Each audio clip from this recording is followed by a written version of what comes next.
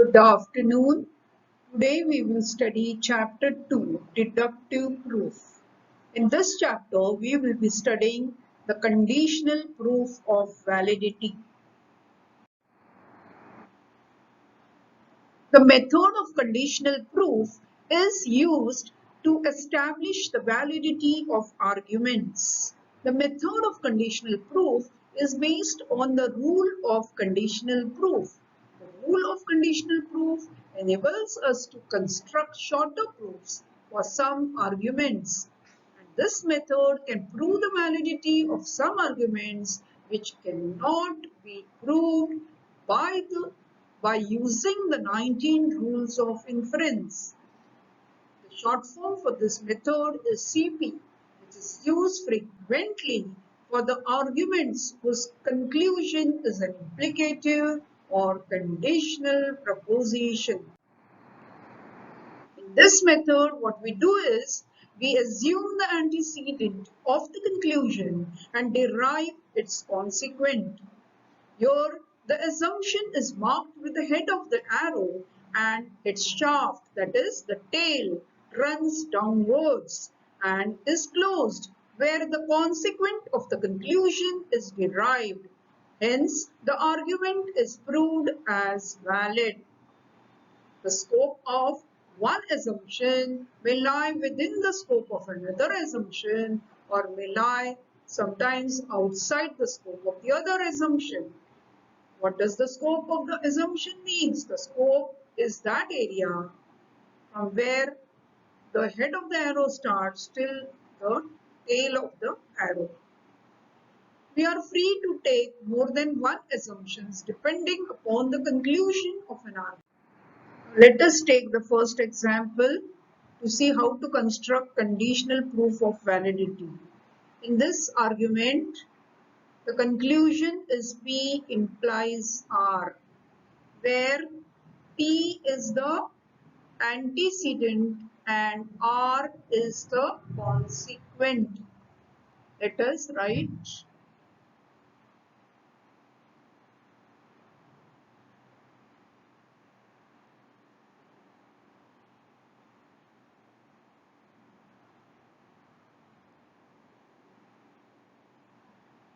okay, so P we will assume it and mark it with the head of the arrow, which indicates that P is our assumption. Now in this argument, where does P lie? Where does P lie? P lies in the first premise. What type of statement is the first premise? It is an implicative statement where horseshoe is the main connective and P is the antecedent. Since we have the antecedent in the third premise, we can derive the consequent. There is only one rule by which you can derive the consequent, and that is the rule of MP, modus ponens. See here we have antecedent implies consequent, antecedent we have, so we can derive the consequent. Similarly, in the first premise we have antecedent implies consequent. In the third premise we have the antecedent, so we can derive in the fourth the consequent, that is Q, which R.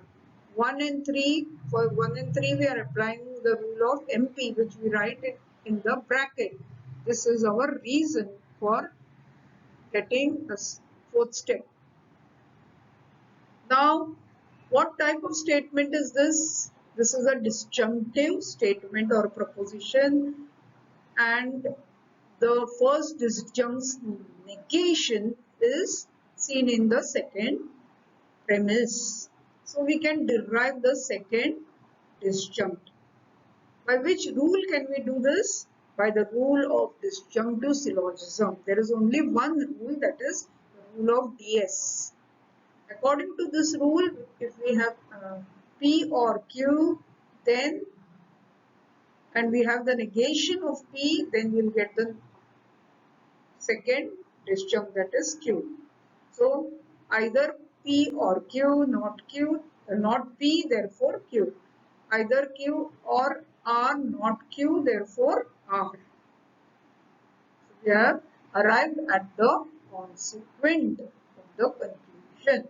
Now we can discharge our assumption. and we write assumption horseshoe derivation.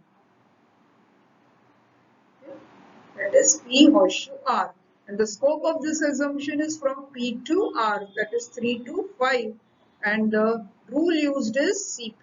Thus, we have established the validity of this argument by conditional proof. We come to the next one. Here, what is the conclusion? D implies curl G implies M. So here we can see that the consequent of the conclusion is again an implicative statement. So we can take here the second assumption if we require it. So let us see what is the antecedent.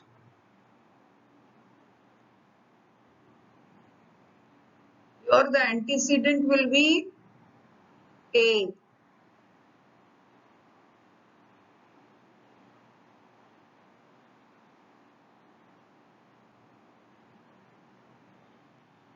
And what will be the consequent?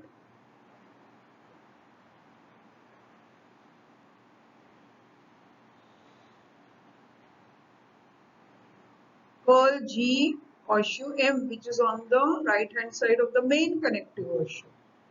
Now here again we have the antecedent and the consequent. Here the antecedent will be curl G.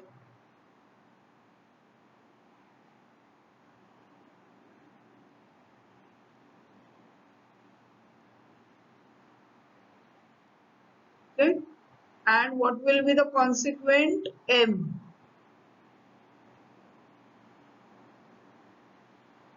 So now the first antecedent is T and the consequent is first curl G horseshoe M. The second antecedent is curl G and the consequent is M. So now we'll assume T first. Okay, first we'll assume the first is the antecedent. So we'll mark it with an arrow, head of the arrow, which indicates that it is an assumption. Now, where do you see D? D is in the first premise. It is the on the right hand side. So to this, we will be adding the missing term. What is the missing term? A. But when we are adding, we are using the symbol wedge. So when we are converting wedge into horseshoe, that time the sign changes. So here if it is A, then we will have to add not A here. So that when the sign changes, it will be A. So by the rule of addition only we can add the missing term. As for the rule, we can add affirmative or negative proposition, anything which is required. So let's add T wedge not A. Fourth, for this fourth we are adding. Now we can see here A is on the left, D is on the right. So let us change the order of this disjunct. There is only one rule by which you can change the order of the disjunct, and that is the rule of commutation. See the rule of commutation, P wedge Q is equivalent to Q wedge P. So D wedge not A is equivalent to not A wedge D.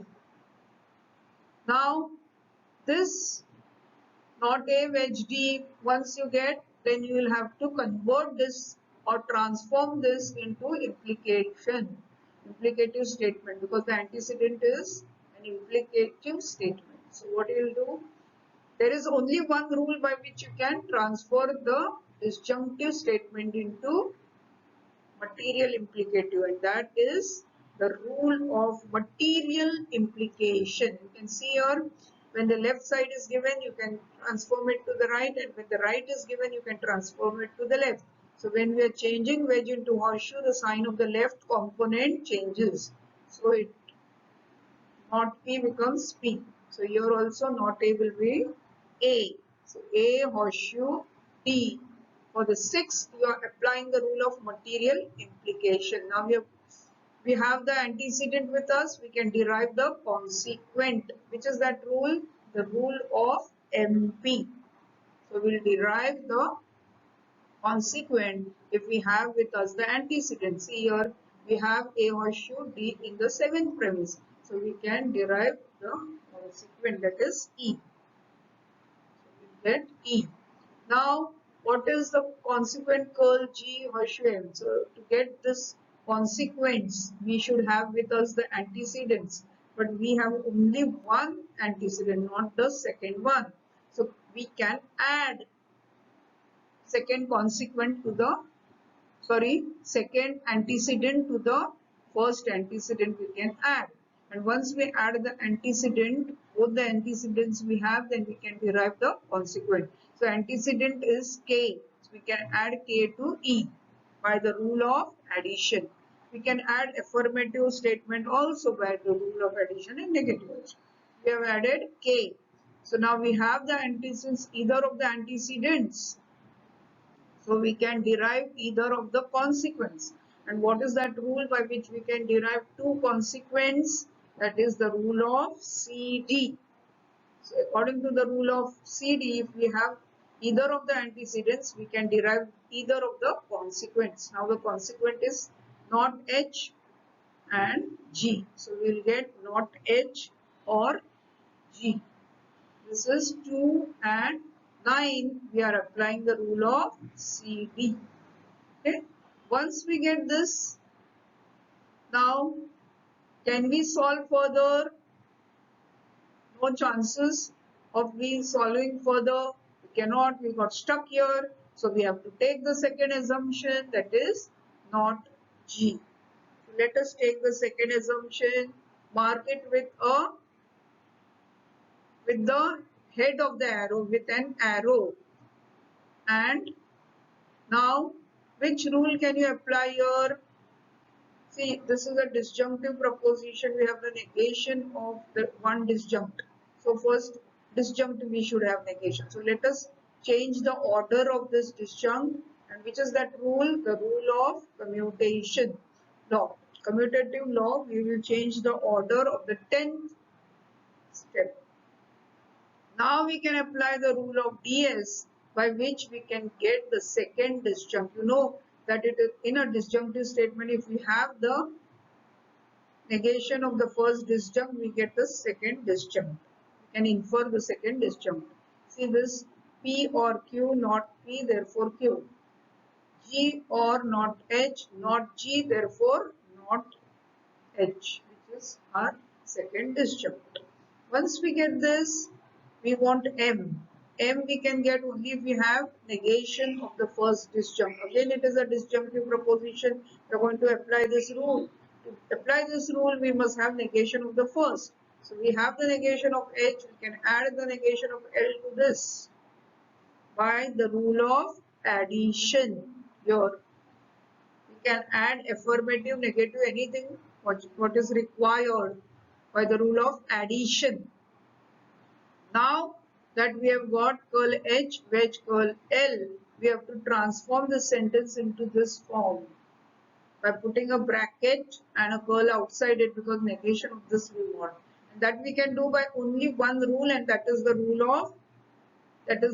De Morgan's law. See here, if the right is given to you, you can convert it into left by putting a negation sign outside it and placing this into a bracket where the sign of P and Q changes and wedge changes into dot.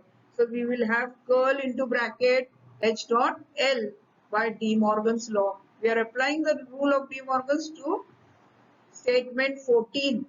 Now since we have got the negation of the first disjunct, we can arrive at M. We can infer M by the rule of TS.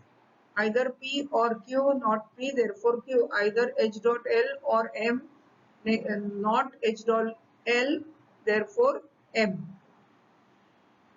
Since we have derived the consequent of the second antecedent, so we will discharge the second assumption first. Okay, we'll have to always remember that the second assumption we'll have to discharge first, and then write assumption horseshoe derivation. And what is the scope of this assumption? Right from 11 to 16. And what is the rule used? CP. Now, since we have got the consequent of the first antecedent, we will discharge the first assumption. Okay. And then we will write assumption, that is D horseshoe derivation. This is the whole conclusion we will write. And the scope of this first assumption is from 4 to 17, and which is the rule used? CP. This is how we establish the validity of the argument by CP method, conditional proof. In the second example, we have already studied how the scope of one assumption lies within the scope of another. In this argument, we will study how the scope of one assumption lies outside the scope of another. See, in this argument, you can see that the conclusion consists of two conditional propositions joined by a conjunction. So, here we have two conditional propositions which are separate. Two different conditional propositions. They don't lie within each other. That is why their scope also lies outside the scope of the other. Let us see what is the first antecedent of first conditional proposition. It's B.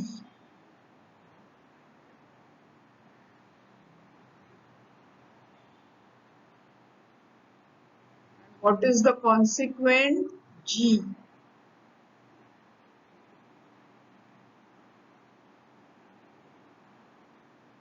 This is your first antecedent. And first consequent. The second antecedent will be E.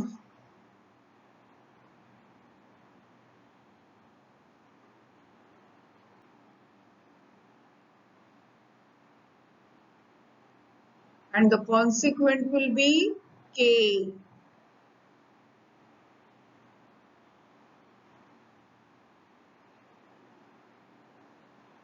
Okay. So now what we are going to do, assume the antecedent 1 and derive its consequent. So we'll assume B and derive G. Then we'll assume E and derive K. Then we will join them. So let us assume B. We'll mark it with the head of the arrow. This indicates that it is an assumption. Now where does B lie? B lies in the first premise. It is with A. So it is the antecedent of this implicative statement. So we can add A to it so that we can get the antecedent. So there is only one rule by which we can add, and that is the rule of addition. So here we have P, therefore P wedge Q. Here we have B, therefore we will get B wedge A. This is for fifth, we are applying the rule of addition. Now the antecedent has A first and B later on. So we have to change the order here. And there is only one rule by which we can change the order of the disjunct, and that is commutative law. So by the rule of commutation, we are going to change the order of the disjuncts. If it is P wedge Q, we will get Q wedge P. So B wedge A will give you A wedge B. For sixth, we are applying the rule of commutation. Now see, here we have got the antecedent of the first implicative statement in the seventh premise. So we can derive the consequent, that is not D. There is only one rule by which we can derive the consequent, and that is the rule of MP. If we have the antecedent with us, then we can derive the consequent. We have the antecedent A wedge B with us in the seventh premise, so we can get the consequent, that is not D. This is 1 and 7 MP. Once we get not D. Where does D lie? In the second premise. It is a disjunctive proposition. We have the negation of the first disjunct, so we can get the second disjunct. Which is this rule? This is the rule of DS, disjunctive syllogism, by which we can infer the second disjunct when we have the negation of the first. So here, what is the second disjunct? G. So we will infer G from 2 and 8 DS. Once we have got G, we have got the consequent. Now we can discharge our assumption. And we'll write assumption horseshoe derivation, that is B horseshoe G. The scope of assumption is from 5 to 9 and the rule used is CP. Now we'll have to take the second assumption, E. We will mark it with the head of the arrow. Now where does E lie? E is in the second premise. Okay. What will we do?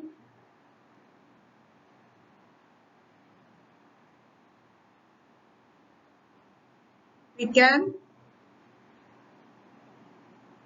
add something to get something. Here we can apply the rule of CD also. See, we have the antecedents with us in the third premise and second premise. You see, we have the antecedent, so we can derive the consequent of this. So we will get, by which rule can we derive the consequence? By CD rule. We know either of the consequence we can get only if we have either of the antecedents. We have either of the antecedents. So we will get not E, wedge, H by CD rule. Third and 2, CD. Now, if we want H, we want K. So to get K, we must have H. So H is here. We can get this H. It is a disjunctive proposition. Second disjunct we can derive only if we have the negation of the first. The negation of the first is in 11th step. So we can use double negation for E. Double curl P is equivalent to double curl P. So E is equivalent to double curl E. Now negation of not E is not E. So from 12th and 13th we can get, by DS rule we can get H. Okay. Once we get H, now you can apply the rule of MP. You can see this H, therefore K. Now you have derived the consequent here. So you can discharge the second assumption. And we will write, what will we write? Assumption horseshoe derivation, that is E horseshoe K. This is from 11, what is the scope? From 11 to 15 CP. You can see that assumption, the scope of one assumption lies outside the scope of another. And the last step, what is the conclusion? We have to join both 10 and 16. And we will get the conclusion. By conjunction rule, we will join them. This is how we establish the validity of this argument. Now we will take the fourth example. In this example, you can see that horseshoe is the main connective in the conclusion and its antecedent is A dot D and the consequent is G dot F. So this will be your antecedent, this whole thing, which lies on the left of the horseshoe. This will be your consequent, G dot F.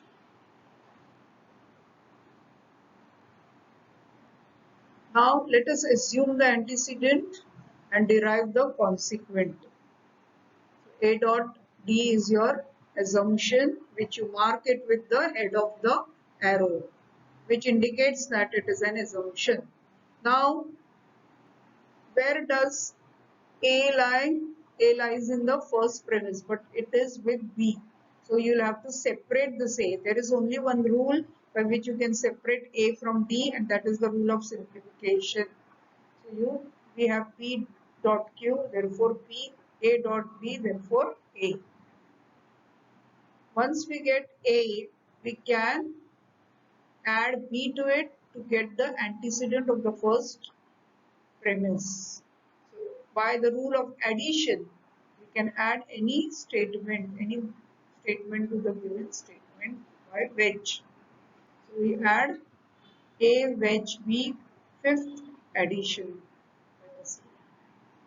Once we get the antecedent, we can derive the consequent. This is the rule of MP. We can derive the consequent. If we have the antecedent, then we can derive the consequent. We have the antecedent A wedge B, therefore we get G. By 1 and 6, which is this rule. Once we get G, we have got G, now we want F also. So to get F is here. It is the consequent. To get this F, we have to derive E wedge F. So for that we should have D with us. Where does D lie? In the fourth premise. It is on the right hand side.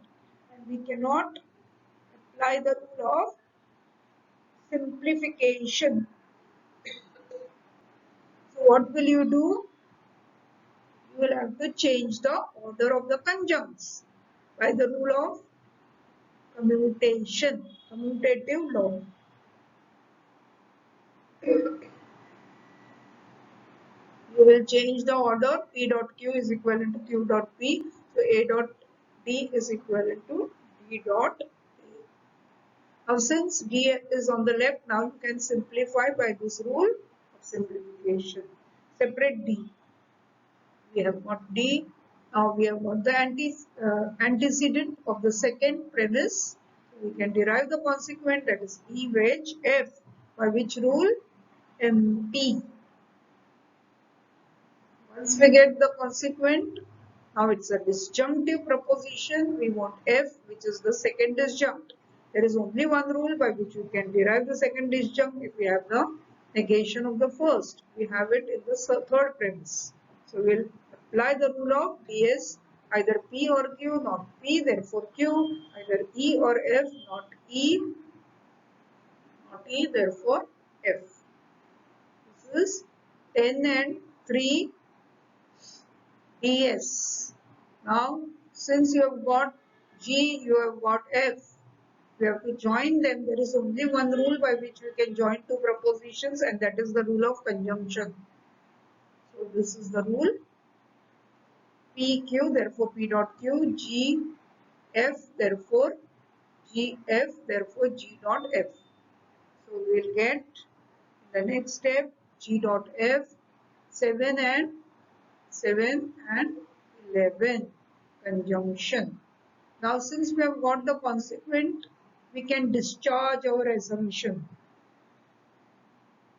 The last, we will write assumption or should derivation, that is the whole conclusion.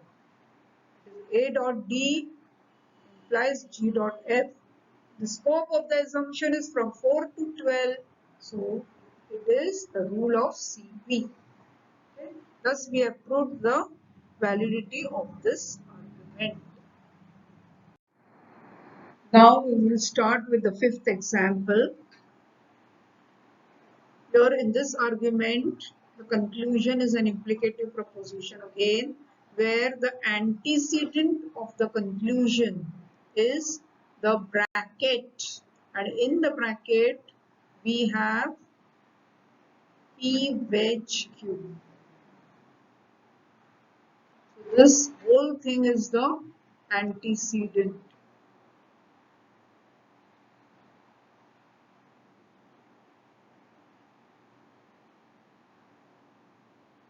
Okay. And Z is the consequent.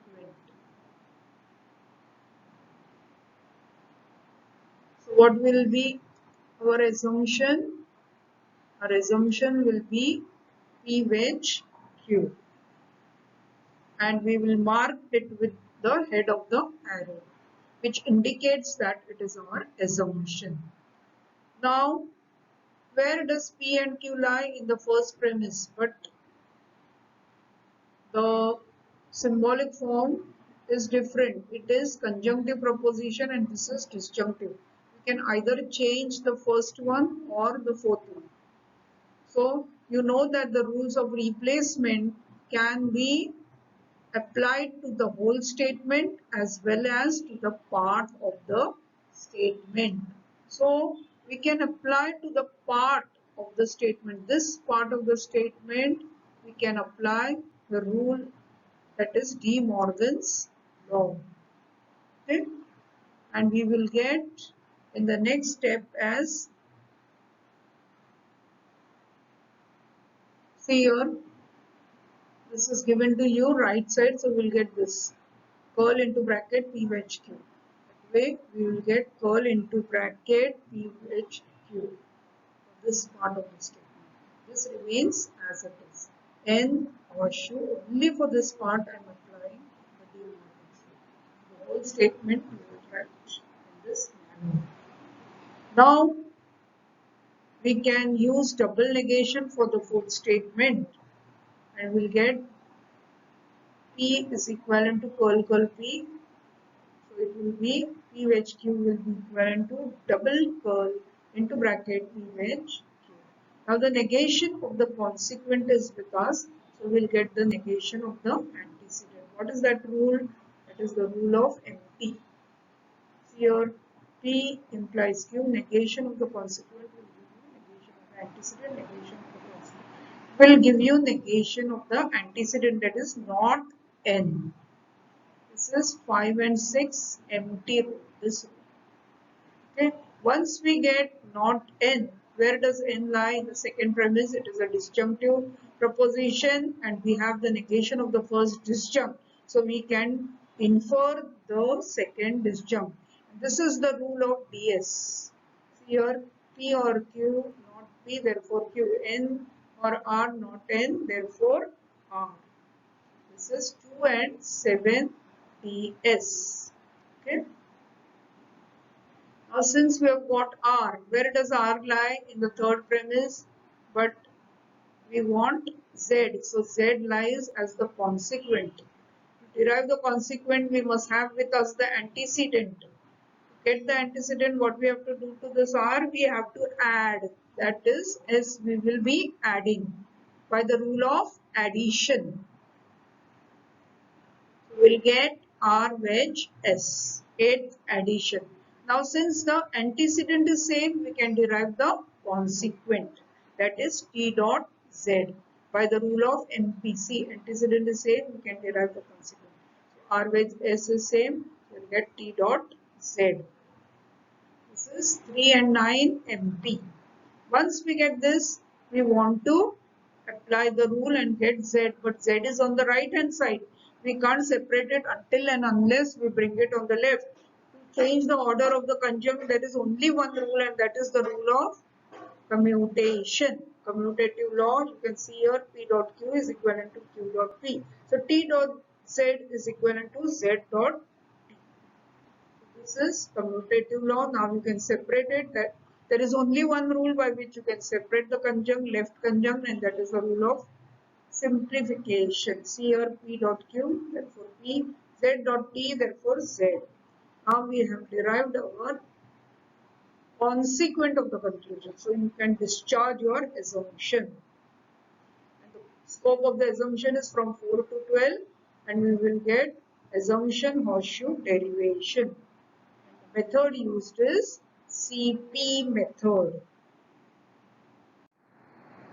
Now we come to the sixth example. Here the conclusion is again an implicative statement where the antecedent will be, what will be the antecedent? It will be A. Okay.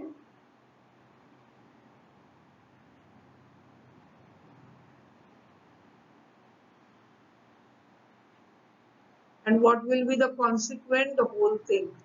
P wedge C.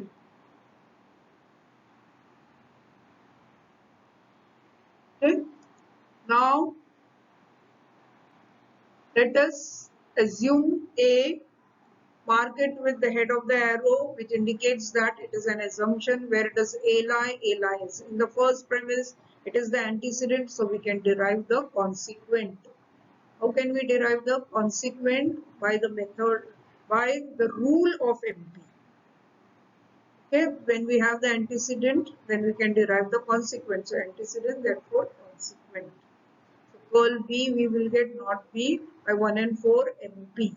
Once we get not B, where does B lie? In the second premise, it is a disjunctive proposition and we have the negation of the first disjunct. So we can infer the second disjunct. Which is this rule? This is the rule of DS.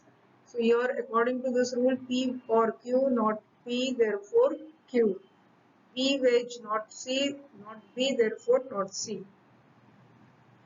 2.5 ds. Once we get this, where does C again lie? It lies in the third premise. It is the consequence negation we have, so we get the antecedents negation. Which is this rule? Rule of MT.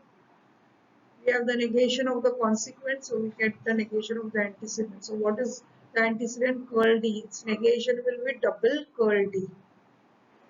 We will get double curl D by 3 and 6 MT.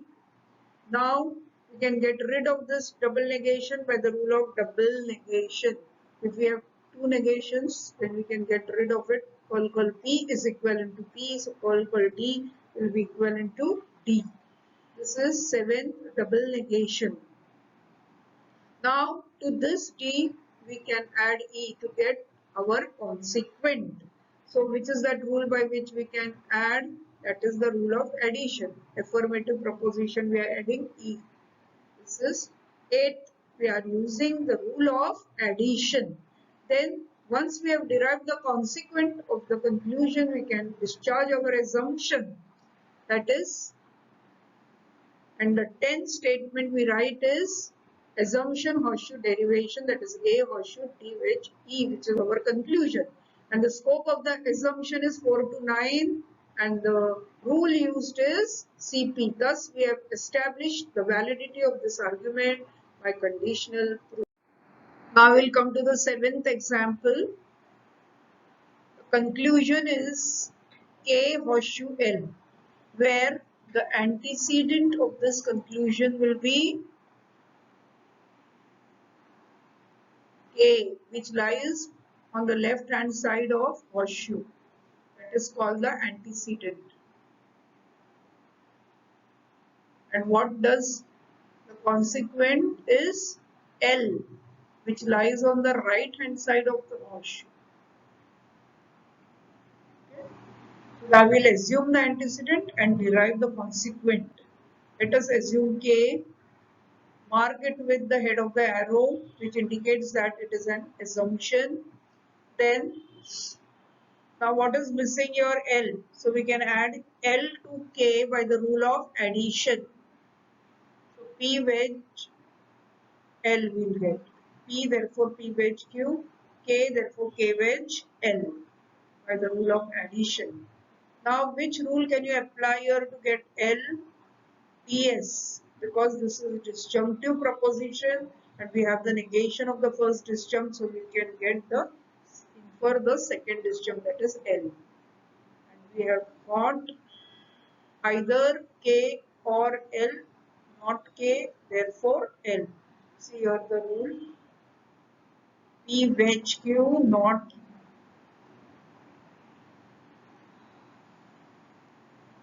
P, therefore Q. So K wedge L, not K, therefore. Since we have got the consequent, we can discharge our assumption.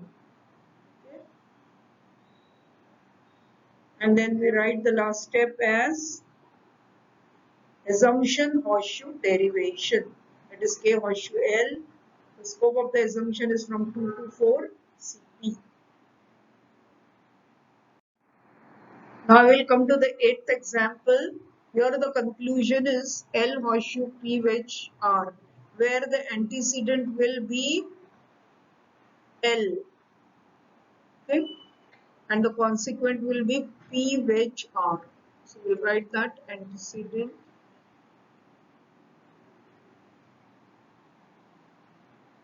and consequent is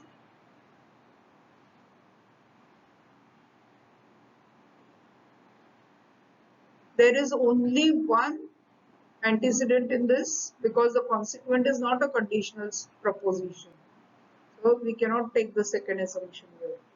So we'll take the first assumption L, mark it with the head of the arrow, which indicates that it is an assumption. Now, which rule can you apply here? Can write L separate from M and N. You can export M to N. The exportation rule is there. See here, you can change this, separate this P from Q. That is exportation, the sign of dot changes into horseshoe. We will get L horseshoe into bracket M horseshoe N. Now here you can see the antecedent is same, so you can derive the consequent, that is M horseshoe N, by MP rule. When we have the antecedent with us, we can derive the consequent. So we can derive M horseshoe N. Once we get M horseshoe N, what is common here? N and N is common. So antecedent of the first conditional proposition is same as the consequent of the seventh. So you will get M horseshoe P. What is this rule? This is the rule of HS. Here, P implies Q, Q implies R, therefore P implies R. So N implies P and M implies N, therefore M implies P. Now this is 7 and 2 because M is written first. So 7 and 2 HS. Now what we have to do is join it with this third. Why? Because we have the antecedents M and Q we have with us. We can derive the consequence because we want the consequent P and R. So there is only one rule by which we can derive two consequences, and that is the rule of CD, where two conditional propositions are joined. So first we will join it. By which rule can we join them? By the rule of conjunction. So we will join M horseshoe P with Q horseshoe R. We will have to put them in the bracket and then join them. After getting this, we have the antecedents, either of the antecedents with us, so we can derive either of the consequents by CD rule. This is the rule of CD where we have either of the antecedents, so we get either of the consequence, that is we will get P wedge R. Since we have derived the consequent of the conclusion, we can discharge our assumption and we will get the last step as assumption horseshoe derivation, that is L horseshoe P wedge R, where the scope of the assumption lies from 5 to 10 and the rule used is CP. Let us see the argument. Here in the argument, the conclusion is an implicative proposition, but the consequent of the implicative proposition is again an implicative proposition. So we can take the second assumption here if we need. And in such case, the scope of one assumption will lie within the scope of the other. Let us see now. Let us assume curl T, which is our antecedent. Let us write what is our antecedent. Antecedent is curl T. This is our first antecedent. This is the consequent. This is our first consequent. Now what curl P will be the second antecedent.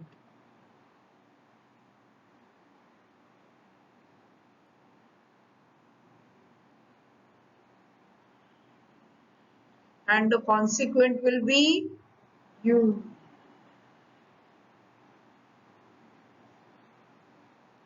Okay. Now we will assume the antecedent curl T. So we mark it with the head of the arrow, which indicates that it is our assumption. Now where does T lie? T lies in the first premise, but it is not, it is the consequent, and the consequence negation we are having curl T. but we are having half only. So we can add to it curl R also, which is the negation of R. So how can we do that? By the rule of addition. You can see the rule of addition here. We will add. So we have added curl R by the rule of addition to the fourth step. Now we can use the De Morgan's law and convert them into dot and a curl outside the bracket. That is, you can see here curl P wedge curl Q will give you curl into bracket P dot Q. So curl T wedge curl R will give you curl into bracket T dot R. So since we have got the negation of the consequent with us, we can derive the negation of the antecedent by only one rule, and that is the rule of empty. So your negation of the consequent is there, so we can get the negation of the antecedent. That is, we can get negation of negative S. That is double negation S. 1 and 6 empty. Now we can apply the rule of double negation to this to get S. You can see here curl P is equivalent to P, so curl S is equivalent to S. So 7th we are applying the rule of double negation. Once we get the antecedent again, we can derive the consequent, that is P wedge Q. We have got P wedge Q by 2 and 7 MP rule. Same rule we are applying MP.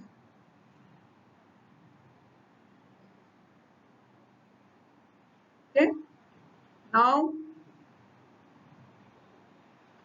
can we solve further? No. So we will assume the antecedent of the consequent. Okay. That is the second antecedent.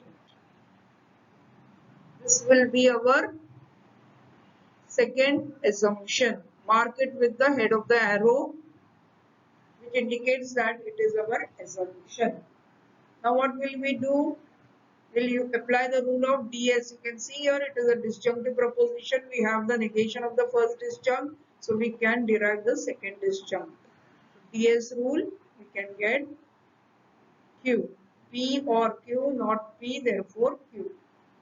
Now we can add to it X by the rule of addition, so that the antecedents will be same and you can derive the consequent U. Now you can apply the rule of MP and you will get the consequent. Okay. Here also you had applied. Similarly, here you have to apply and you will get U. Since we have got the consequent of the conclusion, the second consequent, so discharge the second antecedent now and you will get curl P horseshoe U. Assumption, horseshoe derivation. The scope of the second assumption is from 10 to 13, which lies within the scope of the first. 10 and 13 CP. Now we can discharge the first because we have got the consequent of the first antecedent. So discharge the first assumption also. And what will we write? Assumption, horseshoe derivation. That is curl T, horseshoe curl P, horseshoe U, which is the whole conclusion. Okay. Now you can see that the scope of the second assumption lies within the scope of the first. Thus, we have established the validity of this argument by CP method. Now we will come to the last, that is 10th. Let us see what type of argument it is. It has two conditional proposition as the conclusion joined by a conjunction. So here the scope of one assumption will lie outside the scope of another because they are two separate. Let us take the assumption as A. Here what you have to do, write the antecedents and consequent. Antecedent is A.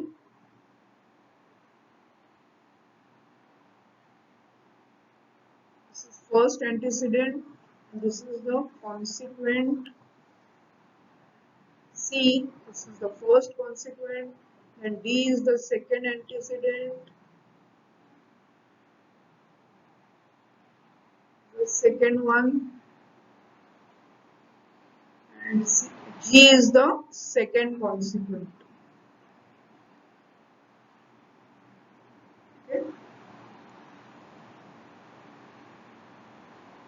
Now we have assumed the first and we have to mark it with the head of the arrow, which indicates that it is our assumption. Now where does A lie in the first premise? It is the antecedent, we can derive the consequent. So we will get B wedge C by modus ponens rule. Antecedent is same, so consequent we will derive. So A horseshoe, B wedge C, A therefore B wedge C. 1 and 4 MP. Now what type of statement is this? B wedge C. It's a disjunctive proposition. We have the negation of the first disjunct. We can derive the second disjunct. Which is this rule? This is the rule of DS. See here, P or Q, not P, therefore Q. The B or C, not P, therefore C. Now since we have derived C, which is a consequent of the first assumption, we will discharge the assumption. And we'll write 7-step assumption horseshoe derivation A horseshoe C 4 to 6. The scope of the assumption is 4 to 6 and rule used is CP. Now take the second assumption D. Where does D lie? In the third premise we want G. So G is the consequent. We can derive the consequent only if we have the antecedent. So we have to add E to D by the rule of addition. Okay, and we will get D wedge E. Now once we get D wedge E, the antecedents, we have the antecedent. The third premise, the antecedent is D wedge E. So we have it in the ninth premise. So we will get F dot G, which is the consequent by MP method. Okay. So we'll get F horseshoe G, which is the consequent. Once we get F horseshoe G, we want G, but G is on the right hand side. We cannot simplify or separate it. So we have to first change the order, and there is only one rule, and that is the rule of commutation. So we'll get P dot Q is equivalent to Q dot P, F dot G is equivalent to G dot F. Now you can separate it by the rule of simplification. P dot Q, therefore P, G dot F, therefore G. Now since we have got the consequent second also, we can discharge the second assumption and we will get assumption horseshoe derivation, that is D horseshoe G. This is scope of this assumption is 8 to 12 and the method uses CP, that is CP rule. Okay. Now what is the last step? Last step is to join them. There is only one rule by which we can join them, and that is the rule of conjunction. So 7th and 13th will join by the rule of conjunction. P, Q, therefore P dot Q, A horseshoe C, D horseshoe G, therefore A horseshoe C dot D horseshoe G. Both should be in the bracket. Thus we have arrived at the conclusion by the method of conditional proof.